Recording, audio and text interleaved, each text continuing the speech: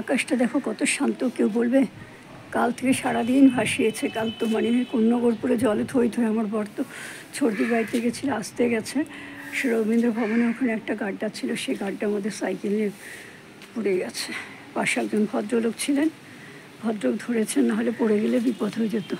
কাপড় চোপড় সব ছিল, ছর্দি দিয়েছে, সেগুলো নষ্ট হয়ে যেত।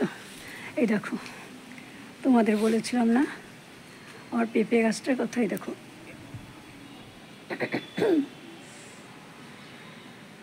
এই দেখো একদম নিচ থেকে কত ব্রাঞ্চ বেরিয়েছে। এবার দেখবে গাছটা কাকে বলে। কি সুন্দর হবে না, দেখার মতন হবে, প্রচুর ফলন হবে। আর এই গাছটায় পুরো জায়গা ছেড়ে নেবে। এখন আবার টিপ টিপ করে পড়ছে।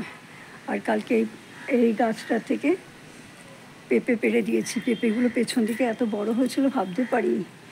তারপর পাড়ার পর দেখছি অনেক বড় বড়, মানে ওপর থেকে লাগে ছোট লাগে, কিন্তু যখন সামনে গিয়ে দাঁড়ানো হয় দূর থেকে ছোট লাগে, সামনে গেলে দেখা যায় কত বড়। আর এই দেখো কালকে এই এত বৃষ্টি হয়েছে, একদম ঝাপটাতে কি অবস্থা। গাছগুলো দেখো সমস্ত কীরকম ছিনিয়ে গেছে। এই দেখো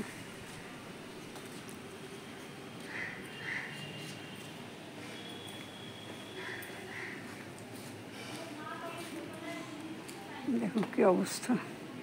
আর আমার এখানে পেঁপে কেটে রেখে দিয়েছিলাম, পেঁপে গাছগুলো সব শেষ হয়ে গেছে কালকে বৃষ্টির জলে। পুরো এইখান থেকে এই জায়গাটা ভেঙে দেওয়া হচ্ছে, এইখানটা, আর এইখান থেকে জলের তোড়ে সব একদম ভেসে গেছে।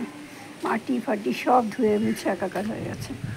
লেবু গাছটা খুব আছাড় খেয়েছে।